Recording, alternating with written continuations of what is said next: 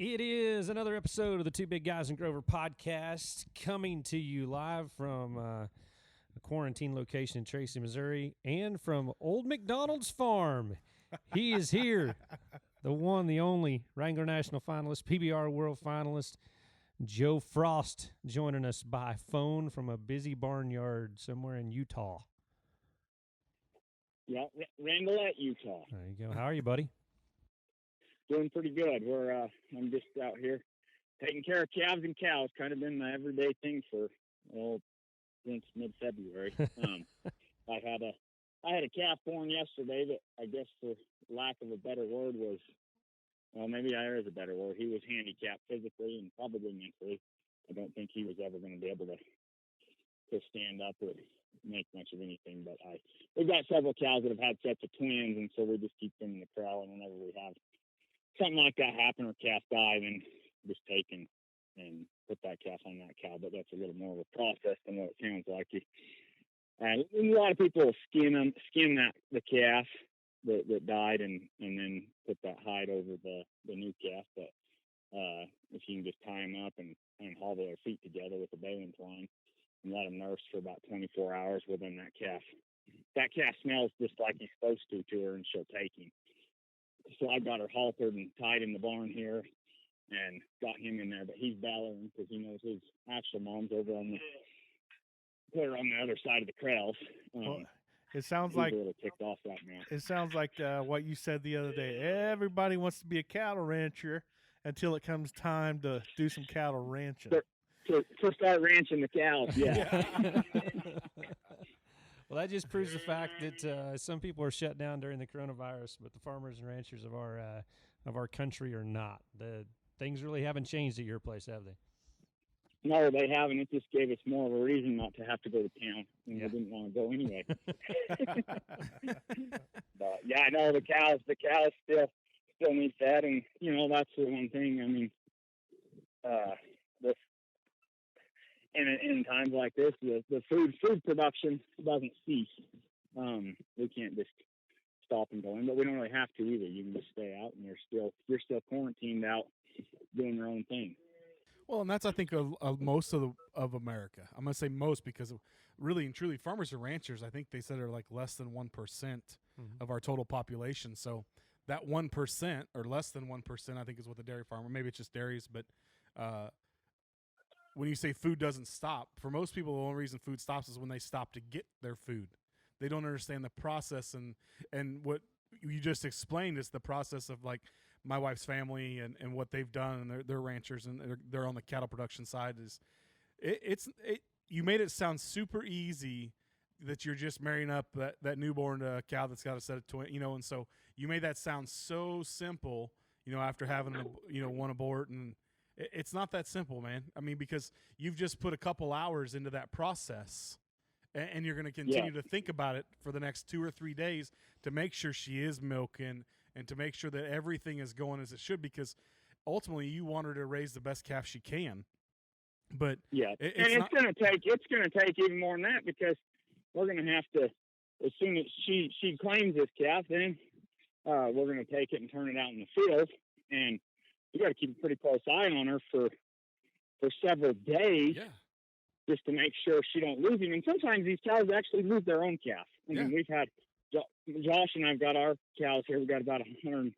There's about 200 head in this field, and Josh has got a set of heifers he bought a couple of years ago. I think there's 30 or 40 of them, but for some reason every one of these cows that's lost their calf and tried to claim somebody else's has been one of those cows.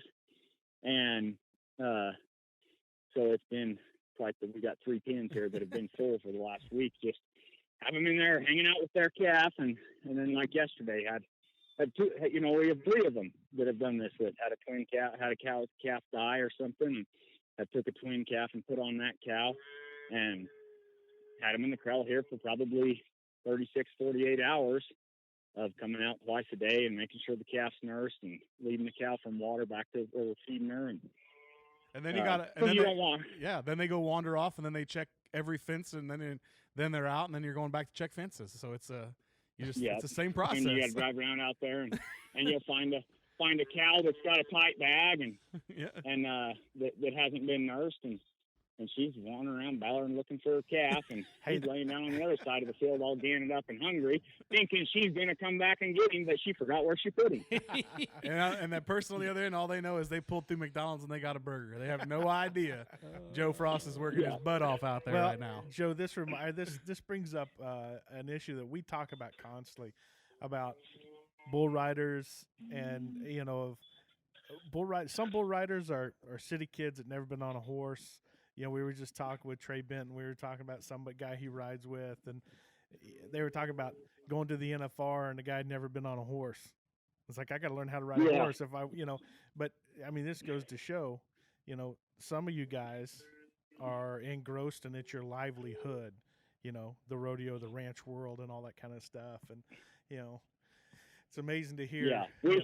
Go ahead. We didn't get we didn't get a practice roping or riding bulls or nothing unless we got all the cows taken care of, Shored, shored. And you already roped all day long, and then it was time to go to the practice pen after you worked all day. So. Yeah, exactly. Well, and what a lot of guys probably don't, or some of our fans probably don't know, especially diehard PBR fans that just saw your transition from Pro Rodeo over to here. But you're a Linderman Award winner in the PRCA, so you are constantly you were used to working both ends of the arena, just like your brother is still doing. Yeah, we rope. And growing up, I spent a lot more time roping calves than I did getting on bulls. I mean, and even when we were real little, we always had a whole set of Holstein calves that we'd saddle horses and rope, and then run them in the bucking chute and buck them, and did that all the time growing up, and clear through high school and college, which I wasn't riding the calves anymore, but we roped calves as much or more. And granted, that's an event that you can make a lot more runs, and it's not a taxing on your body, and you have to do it to be competitive at all. So for being a guy like you who's grown up in this lifestyle, who part of it's been out of necessity because it's the family's livelihood and things like that, what made you gravitate towards bull riding versus the roping or versus some of the other events that you could have been in? Yeah, I definitely gravitated towards the bull riding. I mean, I don't know anybody that has any ability at bull riding that wouldn't rather ride bulls than rope calves. It's just that much more exciting. There's probably but obviously calf roping is safer. But no, and just the family. My dad rode bulls as kind of his main event, and with Wayne and everything. Obviously, the bull riding is what I gravitated towards, and as far as making a living, I mean, it's a lot easier to go down the road just riding bulls than it is to have to rope, to do everything it takes to rope calves and do it competitively. Well, I mean, you kind of touched on it right there about your dad and your last name and such. Rodeo is truly a legacy sport. It's a generational sport. It gets handed down from one family member to another, and it seems like, you always hear somebody say, "Oh, my aunt or uncle had a farm," or "Oh, my," as you get closer to the city, that seems to be a common theme. Or my grandma and grandpa used to have, and then you get on the rodeo side, there's my grandpa rodeoed, my dad rodeoed, my mom rodeoed, and for you, being your lineage, being a Frost, you do have that namesake. You are one of the few, you and Joe. I mean, beyond your cousin Stetson. Josh, yeah. Yep. And then Jake. I mean, you three boys are the lineage to pass on now of that namesake. Hopefully, I don't think that Stetson will ever want Harrison to ride bulls. He may. I don't know. He's liable to be a rock star for the way things are going. But yeah. But for you, my point is, you didn't have any. You grew up this way. There was not going to be a different way for you to grow up than in the rodeo world. And you have and I mean, and I wasn't forced to do it, but it was, I mean, they had to build me up a little bit. I was kind of a coward as a kid. I'd say I wanted to do it, but it was scary for me.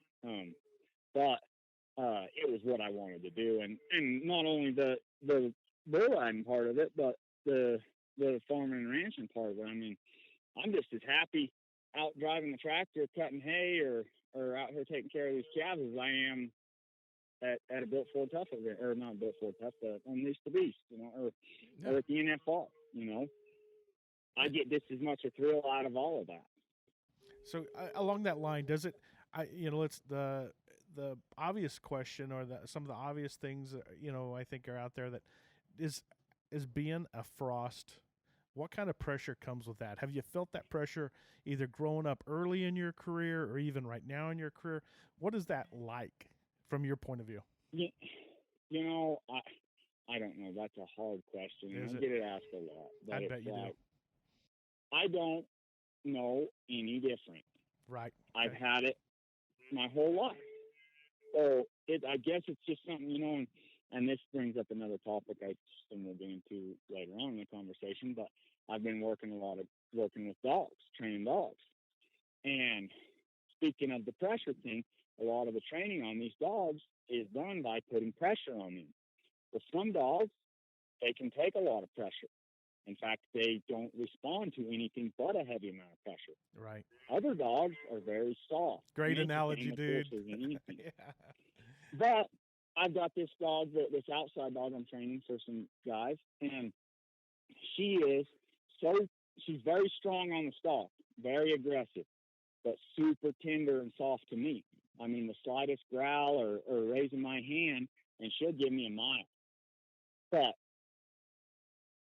the only way she's ever going to get over that is by me applying that pressure in a pen that she can't get out of, to where she learns to accept the pressure and deal with it.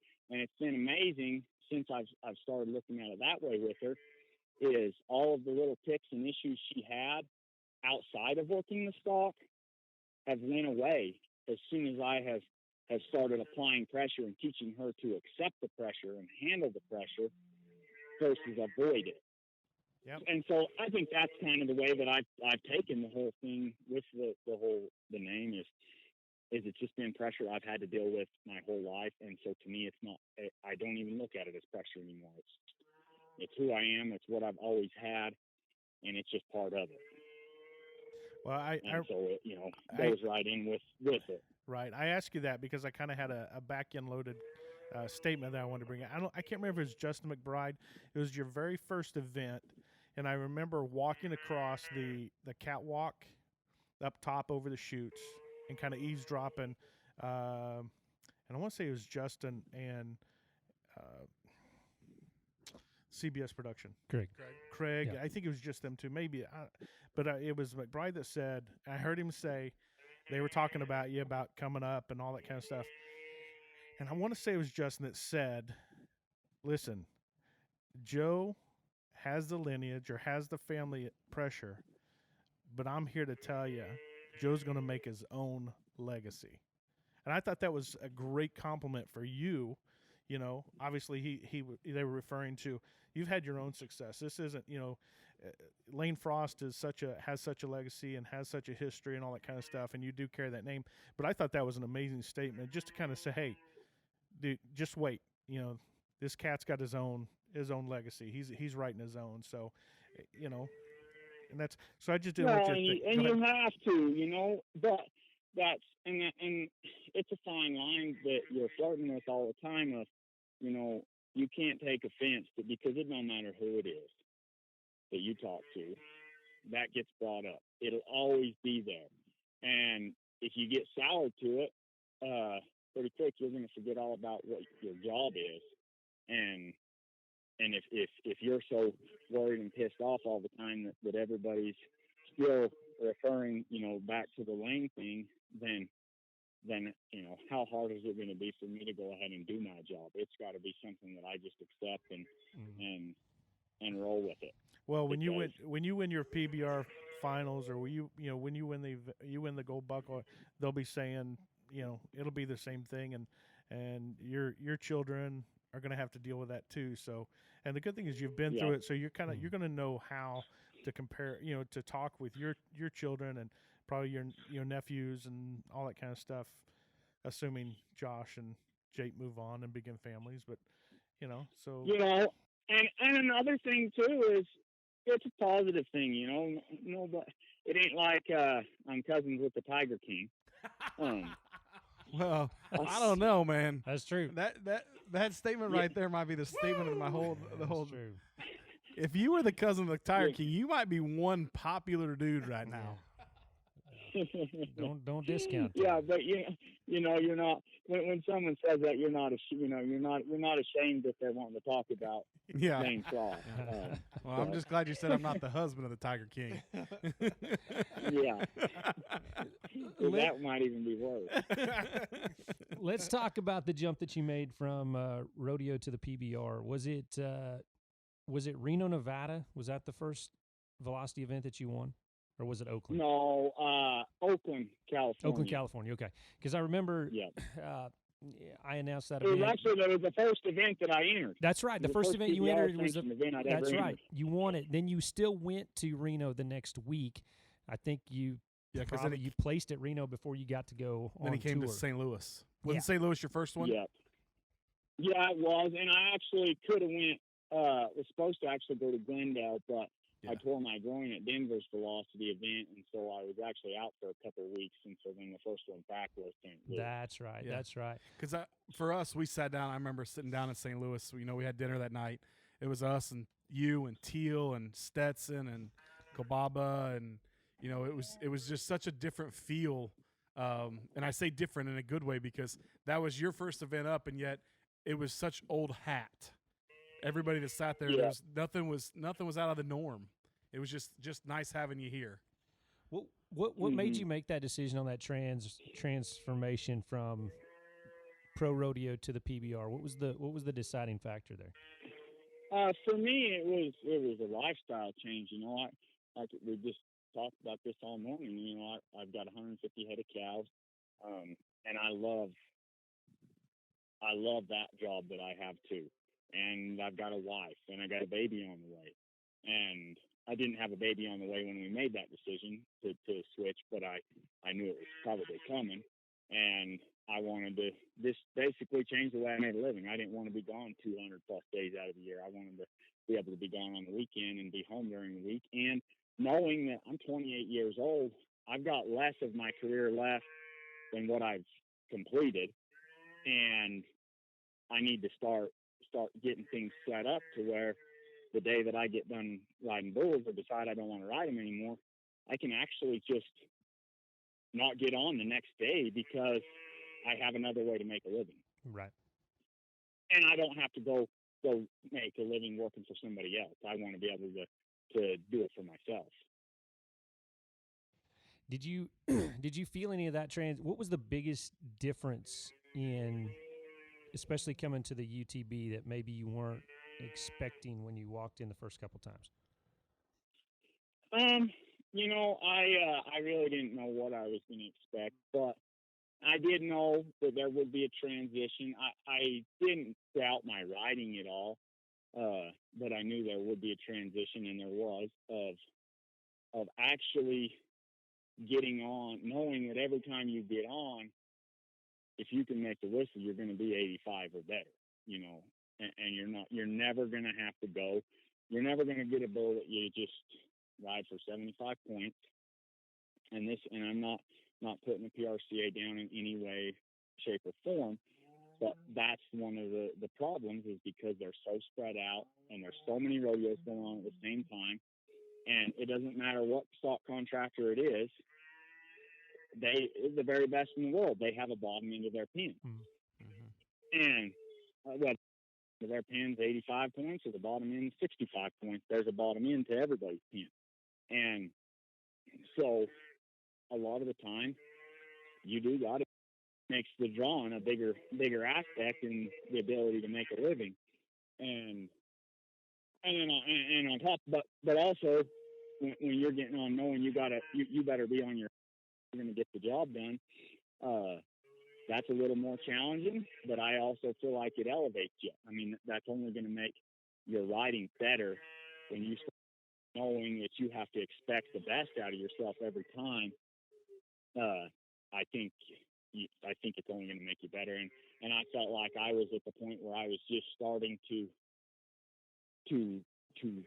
pick up on all of that and doing well, and then broke my leg.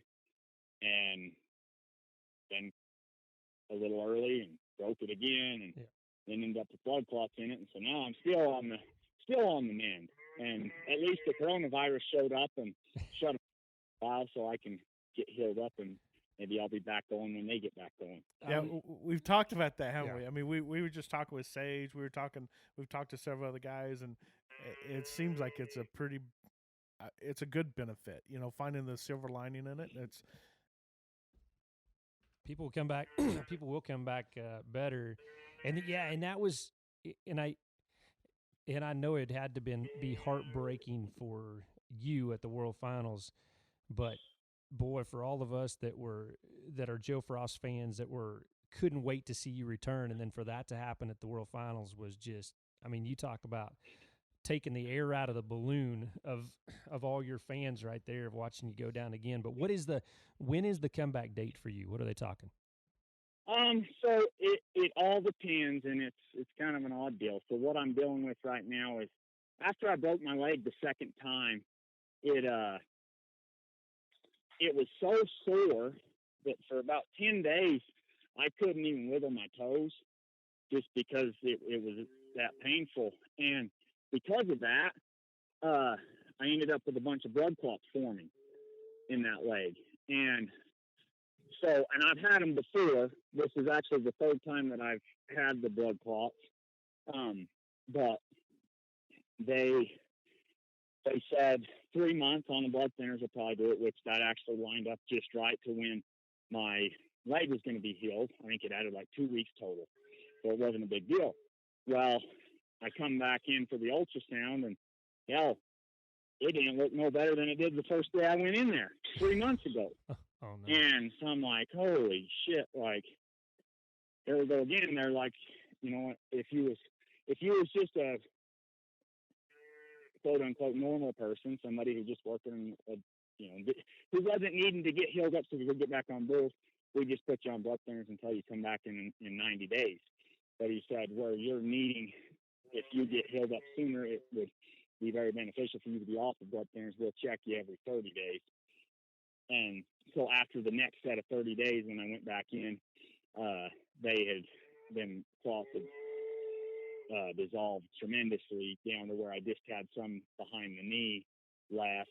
And so they're thinking, I'm estimating that the end of April, when I go in for my next ultrasound, that they'll be cleared out and I'll be good to go. But if not, I know by the end of May they'll be done. So has that hindered your ability to train, to do things like that?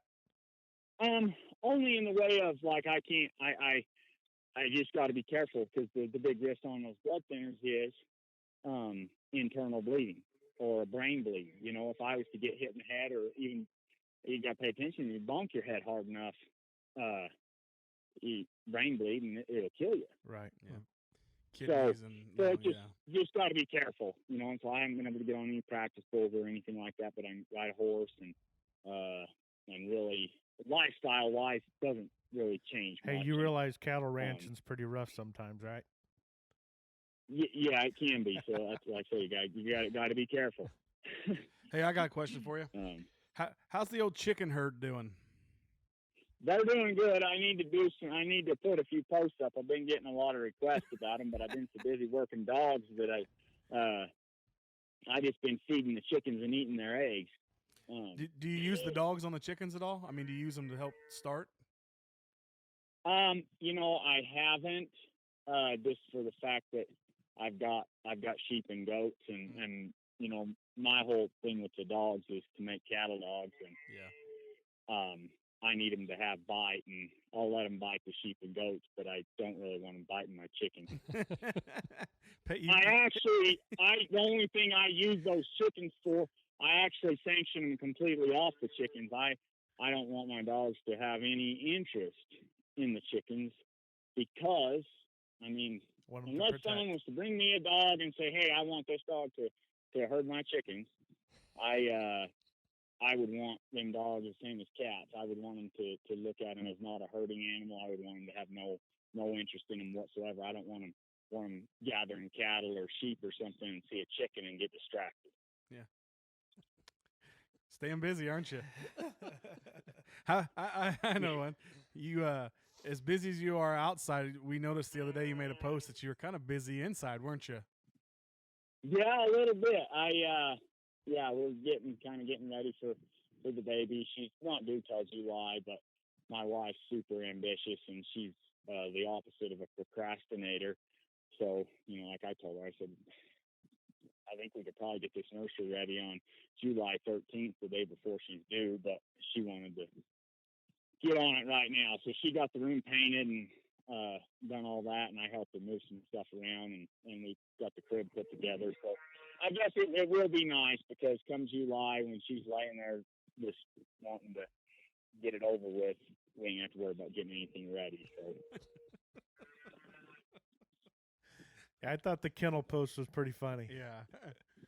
Well, and I guess my wife didn't think it was funny, only because she said nobody knows you've been building dog kennels. You ain't posted nothing about it. And I said, well, that's because I don't want anybody commenting or sending me a message wanting me to build them a dog kennel. I've got 13 of them built, and they're nice kennels. I put a lot of work into them, but I don't want to build anymore. And so it's one of those things, kind of like my leather work. I don't advertise. If I build somebody a pair of chaps, I tell them, you do not post a thank you for this. Well, and if somebody asks, you tell them I charge $1,000 a pair. There you go. It's called managing expectations. Hey, you know what? You might get busy. A lot of them kids may want a pair of Joe Frost made chaps at $1,000 a pair. You might have a side business there. Yeah, well, and I kind of got into the leather deal thinking that was going to be a side business deal, but then I realized I don't really like sitting in the leather shop when I could be outside. And I've enjoyed the dog thing a lot more because I can be outside and I'm getting some physical exercise and fresh air, and it fits a lot better with the whole cattle ranching thing. And then you know what? I can be working those. There's a lot of money in good dogs because they do replace another hand or two. Mm-hmm. I had no idea this time. I'll tell you, I got started in this deal. I traded a poodle. We've got poodle. Well, they're cockapoos. They're Cocker Spaniel poodle crosses, and I traded a cockapoo puppy for a 8-month-old Kelpie. And I just had one dog, and I got into it thinking that I was going to be a one-dog man. This would be the dog I have for 8 years and 10 years till he dies. And then I got to reading and bought some DVDs and started figuring out how to train him, and he got to doing pretty good. Well, pretty quick, I bought 2 more puppies, and then I bought another one in an auction, and it might be the best one I've bought. So now I think I've got 8 or 9 dogs of my own and 4 outside dogs that I'm keeping regularly. And I'm working anywhere from 4 to 8 dogs a day. Well, that's good exercise. But there really is a lot of money in them, and I'd have never known how much there was until I got into it, and how much of a demand there is for dog training. I mean, and I look back at myself all the time growing up. I had no idea how to get a dog to do anything that I wanted it to do. Or not do anything I didn't want to other than kick it and holler at it. Yeah, we've become pretty big fans of watching dogs. This is kind of corny, funny, but Cody and I and Scott, we've been talking about it here. We watch, the herding dogs. We have on our Instagram, on our Facebook and stuff. Being able to watch people train their videos. It's amazing. We're talking about one sent one dog out, went to the end of a section, and brought back 90 head of Yearlings. cattle by itself. Literally one dog. Yeah. And it was unbelievable. They're out there horseback and try to herd them in by yourself. Right, exactly. Yeah. Yeah, it's amazing. And the thing, a lot of people, they don't use dogs that way. Don't even, and because it is intimidating, it's like you don't even realize just how capable those dogs are. But a lot of people, they use them as what I call like a sick 'em dog. Yeah. Where you sick 'em up, boy. Yeah. When you're basically already doing what the dog just did, but you're not molesting the cattle. Right. And But to get one to go fetch cattle and bring them to you, which granted, that's what a lot of these guys bring these outside dogs in, and they're like, yeah, whenever we're pushing cattle, it keeps wanting to go out in front of them. And I'm like, well, that's because he's been bred for thousands of years to do that, and you think you know better than that dog. Yeah. You know, why don't you get out in front and lead the cattle and let her bring them to you? I guarantee she'll do a better job. Well, and I think that's really true because my father-in-law. And it'll get rid of your headache of that dog not doing what you get out of each other's way. Yeah, that's my father-in-law used to run a lot big pastures, and they're a big commercial ranch side, and he used to raise Catahoulas, and they were all catch dogs. I mean, they were different type of cow dog, but they were catch dogs because he had waspy cattle get out of the. I mean, they were constantly getting cattle in, but those dogs had one job, one purpose, and that was to go find whatever cow it was in whatever pasture, get them bunched, and wait till we got there to get the cow. But those dogs, they served one purpose, and then the border collies and the kelpies, and they served a different purpose. But they do replace one or two guys, or more in some situations, and people in the outside world, they see a cowboy with a dog, and they don't understand the bond, the relationship that they have, because there's a lot of trust that goes into those dogs to be able to handle their job and to help you make your job easier. Because one guy and a dog can get a lot of work done if they're working together.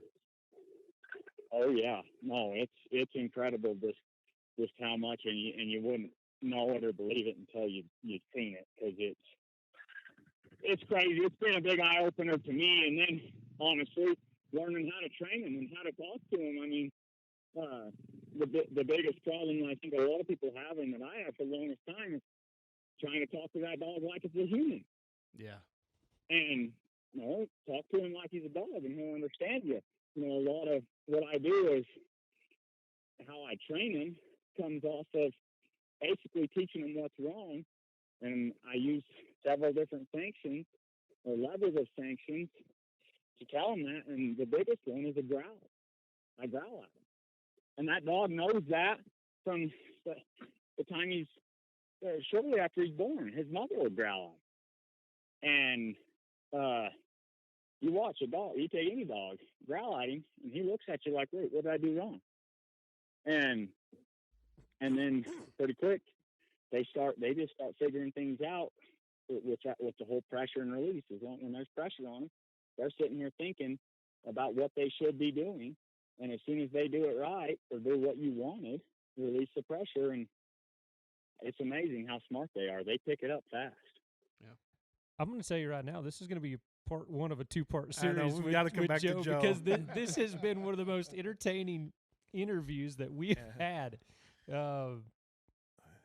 in learning stuff. Well, I just think it's awesome. It's a very interesting. What's interesting is we have a conversation with a lot of different guys, and they whether it be Triplet or Sage or any of them, and Joe is at a point in his career where he's at a different position, and he's truly laying the foundation to go farther ahead in what he enjoys. And it's not just bull riding, and it's fun to hear the excitement in your voice, talk about what you enjoy, because we know you enjoy riding bulls. We know the lights and the crowds and everything are so much fun, but to hear you talk about training a pup and enjoying that's what this is all about, because that's why you're working so hard Thursday through Sunday, and that's why you're trying to stay on those bulls, is to be able to afford that lifestyle.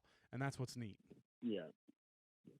Don't get me going too much on the dogs. We'll turn this podcast into 3 hours of me running my mouth. Hey, we're coming back to it, I guarantee it. Yeah, I guarantee you we're going to touch base on that again. But, hey, keep getting better. Keep taking care of that leg. We want to see you back whenever the world opens back up, that we can go back to riding bulls. Hopefully you'll be back at the very first one of the year. Yeah, hopefully not too long. Hopefully sometime around the 1st of May, it all just comes together at the same time. It'd be about great. Perfect timing. That would be great. Hey, Joe, thank you for joining us today. I know you're busy, and we're going to, like I said, we're going to touch base on this again. This was a good interview. Okay. Yeah. Well, thank you guys, and if anyone's interested, I'm on Facebook and Instagram under Joe Frost or official Joe Frost, and I have Frost Stock Dogs page on both of them too. Perfect. Awesome. He's There you gonna have it. he's gonna have dogs for sale real soon. Now you're promoting some That's stuff. right. That a kid. And if you need some shaps or you need stuff, No, Yeah. no. Need a belt or anything. Joe's your man. just dogs. Just dogs. Just dogs. All right, Joe. Have a Ain't great selling no shop. have a great day, and thank you Hey. for joining us. Okay, thank you guys. Thank you.